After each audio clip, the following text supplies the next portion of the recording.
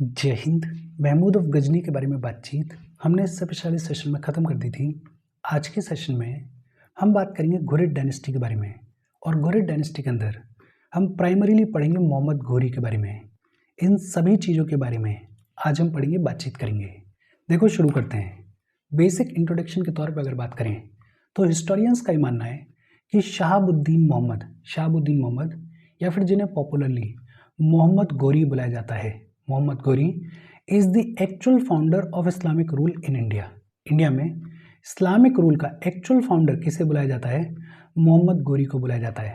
हालांकि इससे पिछले सेशंस में हमने पढ़ा था कि मोहम्मद घोरी के आने से पहले कई सारे इस्लामिक इन्वेजन्स जो हैं वो इंडिया के ऊपर देखने को मिले थे। फॉर एग्जाम्पल, सबसे पहले मोहम्मद बिन कासिम आए, उनके बाद महमूद ऑफ गजनी आए, और महमूद ऑफ गजनी ने लगभग 17 बार इंडिया को अटैक किया। लेकिन इसके बावजूद मोहम्मद घोरी को actual founder of Islamic rule in India कहा जाता है। ऐसा क्यों है?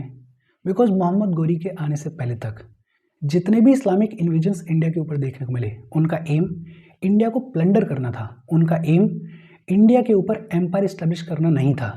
लेकिन ये जो मोहम्मद घोरी हैं, ये इंडिया को प्लंडर तो करेंगे, लेकिन प्लंडर करने के साथ साथ मोहम्मद घोरी जो हैं वो कोशिश करेंगे कि इंडिया में अपने लिए एक एम्पायर कार्व आउट किया जाए। ये जो मोहम्मद घोरी हैं, ये सिर्फ इंडिया में ही नहीं, इंडिया के साथ साथ साउथ एशिया के अंदर भी मुस्लिम रूल की फाउंडेशन रखेंगे। ये जो मोहम्मद घोरी हैं, इनके किंगडम के अंदर मॉडर्न डे अफगानिस्तान देखने को मिलता था, बांग्लादेश देखने को मिलता था, ईरान देखने को मिलता था, इंडिया देखने को मिलता था, पाकिस्तान देखने को मिलता था, तजाकिस्तान देखने को मिलता था, और तुर्कमेनिस्तान देखने को मिलता था। बेसिकली ये जो मोहम्मद घोरी हैं, ये अपने लिए एक लंबा चौड़ा एम्पायर कार्व आउट करेंगे। ये जो मोहम्मद घोरी हैं, ये बिलोंग करते थे घुरिद डायनेस्टी को। और ये जो घुरिद डायनेस्टी है, इसकी कहानी क्या रही है? इससे पिछले सेशन में हमने बात की थी गजनविड्स के बारे में, और लास्ट में जाते जाते हमने ये भी देखा था कि जब गजनविड्स का डिक्लाइन होगा तो इमर्जेंस देखने को मिलेगा सेल्जुक एम्पायर का। ये जो सेल्जुक एम्पायर है, ये लगभग मिड 12th सेंचुरी तक रूल करेगा। लगभग मिड 12th सेंचुरी तक सेल्जुक एम्पायर जो है वो रूल करेगा। लेकिन मिड 12th सेंचुरी में इमर्जेंस देखने को मिलेगा एक और टर्किश ट्राइब्समैन के ग्रुप का। और ये जो टर्किश ट्राइब्समैन हैं, ये सेल्जुक टर्क्स को, ये सेल्जुक एम्पायर को ओवरथ्रो करेंगे। और जब सेल्जुक एम्पायर को ओवरथ्रो कर दिया जाएगा तो इमर्जेंस देखने को मिलेगा दो पावर्स का।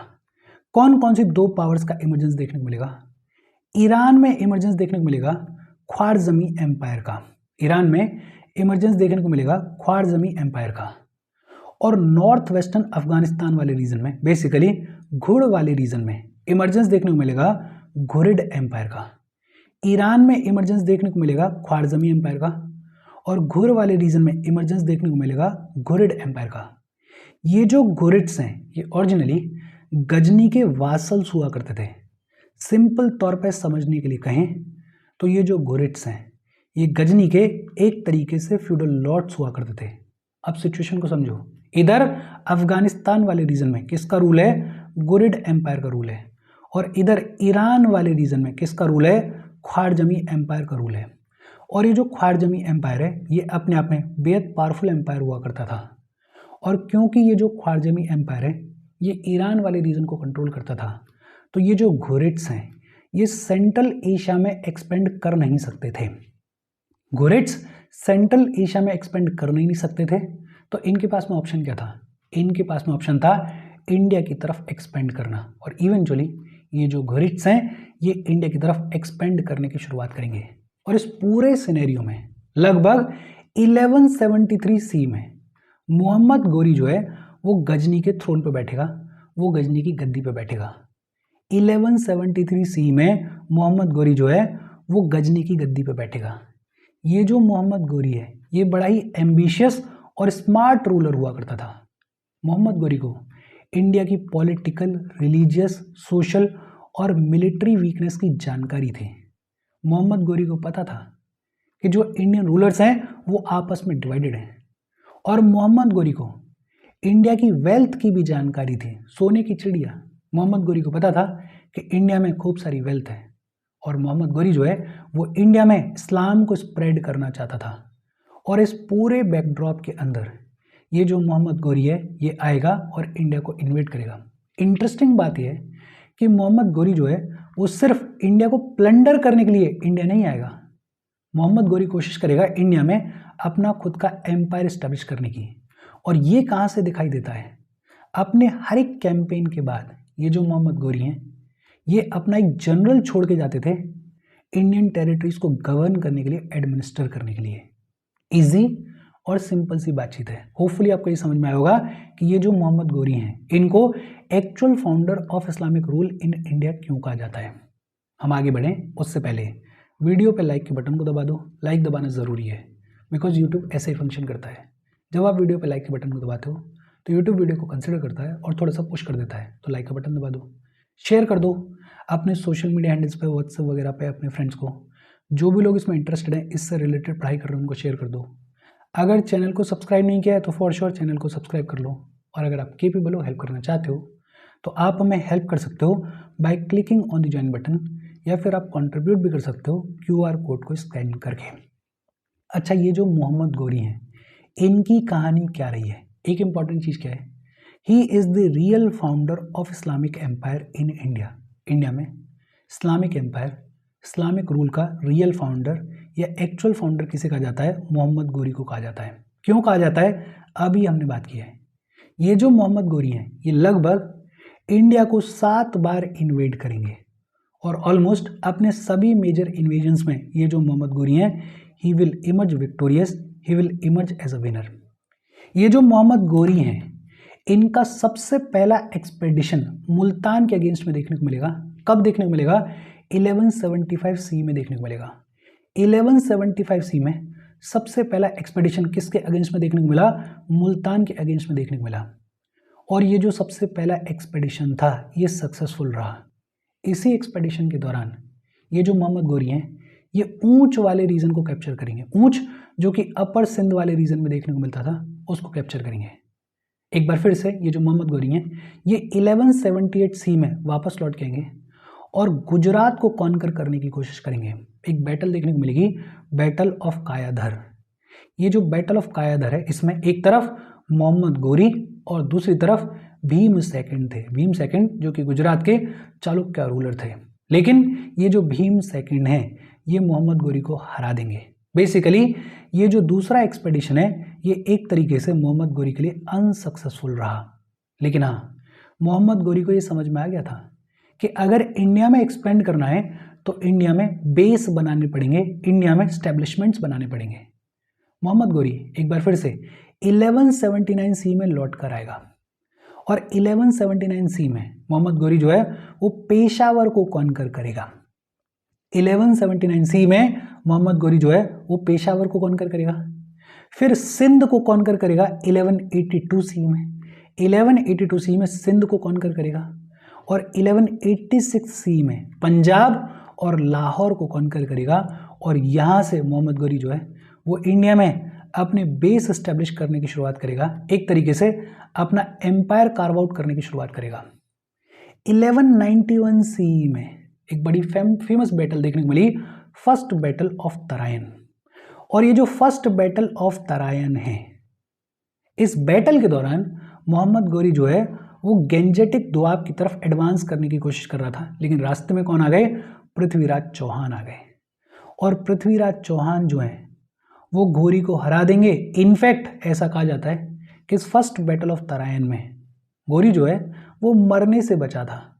इसकी आर्मी को बुरी तरीके से हराया था पृथ्वीराज चौहान ने। लेकिन एक बार फिर से मोहम्मद गोरी यहाँ हारने के बाद तो वापस चले जाएंगे, लेकिन फिर 1192 सी में मोहम्मद गोरी जो है वो एक बार फिर से वापस आएगा और देखने को मिलेगी सेकंड बैटल ऑफ तराइन। और ये जो सेकंड बैटल ऑफ तराइन है इसमें गोरी जो है वो पृथ्वीराज चौहान को हरा देगा। बेसिकली गोरी जो है वो बेटर प्रिपेयर होकर आया। गोरी के पास में सुपीरियर ऑर्गेनाइजेशन थी, बढ़िया स्किल थी और जो टर्किश कैवलरी थी वो स्पीड में तेज थी। बेसिकली ये जो कैवलरी है इसमें हॉर्स शूज़ का यूज़ देखने को मिल रहा था। और हॉर्स शूज़ का यूज़ मतलब कि जो हॉर्स की लाइफ है वो बढ़ गई। दूसरा, आयरन स्टरप्स का यूज़ देखने को मिल रहा था। घोड़े पे बैठने के लिए जो पैर बैलेंस करने के लिए इंस्ट्रूमेंट होता है उसको आयरन स्ट्रप्स बुलाया जाता है, उसका यूज़ देखने को मिल रहा था। और इसकी वजह से जो टर्किश कैवलरी थी उसकी स्पीड ज़्यादा थी। और इन सभी फैक्टर्स की वजह से ये जो सेकेंड बैटल ऑफ तराइन है, इसमें पृथ्वीराज चौहान को हरा दिया गया। And this second battle of Tarain is the turning point in the Indian history. Basically ये जो सेकेंड बैटल ऑफ तराइन है, इसी के बाद से एग्जैक्टली मोहम्मद गौरी जो है वो अपना एम्पायर कार्व आउट करेगा इंडिया के अंदर। अच्छा, पृथ्वीराज चौहान को हराने के बाद मोहम्मद गौरी जो है वो दिल्ली को कैप्चर करेंगे, अजमेर को कैप्चर करेंगे। बेसिकली इंडिया का जो कॉन्क्वेस्ट है उसको कंटिन्यू रखेंगे। 1194 सी में बैटल ऑफ छंदवारा देखने को मिलेगी। और ये जो बैटल ऑफ छंदवारा है, इसमें गौरी जो है वो जयचंद को हराएंगे, जयचंद जो कि कन्नौज के रूलर हुआ करते थे। 1194 सी में बैटल ऑफ छंदवारा के बाद में ये जो मोहम्मद गौरी हैं ये अपने स्लेव कुतुबुद्दीन ऐबक को वाइसरॉय बना देंगे। गौरी खुद चले जाएंगे और जो इंडियन कामकाज है, जो इंडियन एडमिनिस्ट्रेशन है, वो अपने स्लेव जनरल कुतुबुद्दीन ऐबक के हाथ में छोड़ के चले जाएंगे। ये जो कुतुबुद्दीन ऐबक हैं यही आगे जाके स्लेव डायनेस्टी की फाउंडेशन रखेंगे। अच्छा, गौरी तो वापस चले गए। अब ये जो इंडियन एडमिनिस्ट्रेशन है ये किसके हाथ में है? कुतुबुद्दीन ऐबक के हाथ में है। 1195 सी से लेकर 1202 सी के बीच में गुजरात, बुंदेलखंड, बंगाल और बिहार का कॉन्क्वेस्ट देखने को मिलेगा। लेकिन ये जो कॉन्क्वेस्ट है इसको कौन लीड करेगा? कुतुबुद्दीन ऐबक लीड करेगा। कुतुबुद्दीन ऐबक जो कि स्लेव जनरल था, जो इसको वाइसरॉय बनाया था मोहम्मद गौरी ने, अब ऐबक जो है वो इंडियन टेरिटरीज को कॉन्कर करेगा। 1195 सी में ऐबक ने अलीगढ़ को कॉन्कर किया, रणथंबोर को कैप्चर किया, फिर आगे जाके गुजरात को भी कॉन्कर करेंगे और बुंदेलखंड को भी कॉन्कर करेंगे। फिर 1197 सी में मोहम्मद बख्तियार खिलजी जो कि गौरी के ही एक और जनरल थे, मोहम्मद बख्तियार खिलजी ने 1197 सी में बिहार को कॉन्कर किया और 1202 सी में बंगाल को कॉन्कर किया। और ये जो मोहम्मद बख्तियार खिलजी हैं ये नालंदा यूनिवर्सिटी और विक्रमशिला यूनिवर्सिटी को भी डिस्ट्रॉय करेंगे, ख़त्म करेंगे। और ये जो मोहम्मद बख्तियार खिलजी है ये बनेगा बिहार और बंगाल का वाइसरॉय। बेसिकली गौरी के ये जो जनरल्स हैं ये धीरे धीरे इंडिया के ऊपर अपना कंट्रोल इस्टेब्लिश कर रहे हैं। 1205 सी में रिवोल्ट ऑफ खोकर्स देखने को मिलेगा। ये जो खोकर्स का रिवोल्ट है ये बड़ा सिग्निफिकेंट रिवोल्ट था, पावरफुल रिवोल्ट था। और इसको सप्रेस करने के लिए 1205 सी में एक बार फिर से गौरी इंडिया आएगा। गौरी जब गजनी के लिए वापस जा रहा होगा तो 1206 सी में गौरी को कोई मार देगा। झेलम के पास में दो दमयक डिस्ट्रिक्ट है, दमयक डिस्ट्रिक्ट में गौरी को मार दिया जाएगा 1206 सी में। अच्छा, गौरी तो passed away, Mohammad Ghori died. अब जो इंडियन टेरिटरीज हुआ करती थी गौरी की वो किसके हाथ में रह गई?